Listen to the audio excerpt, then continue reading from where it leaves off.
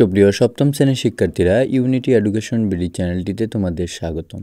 এই ভিডিওতে তোমাদের বাংলা বইয়ের পৃষ্ঠা নং 152-এর তুলপার গল্পটি নিজের ভাষায় বলো এবং নিজের ভাষায় লিখো এই ছকটি পূরণ করব। তাহলে চলো শিক্ষার্থীরা, আমরা এই ছকটি পূরণ করি। তোলপার গল্পটি 1971 সালে মুক্তিযুদ্ধকালীন প্রেক্ষাপটের চিত্র ফুটে উঠেছে। মুক্তিযুদ্ধের সময় মানুষের জীবন খুব অসহায় হয়ে ওঠে।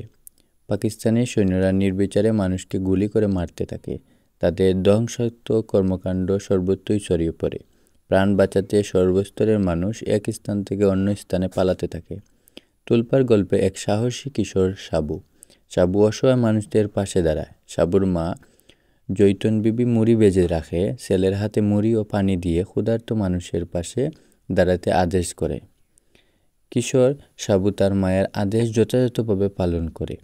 এক পৌর নারী খুশি হয়ে সাবুকে 5 টাকা দিতে চাইলে সাবু তা নিতে অস্বীকার করে, কারণ তার মায়ের নিষেধ আছে। এতে সাবু নিঃস্বার্থ পরোপকারী মনোভাব পরিচয় পাওয়া যায়। পাকিস্তানি সৈন্যদের অত্যাচারে কিশোর সাবুর প্রতিবাদী হয়েও প্রতিশোধ নেওয়ার জন্য তার রক্ত টকবক করে ফুটতে থাকে।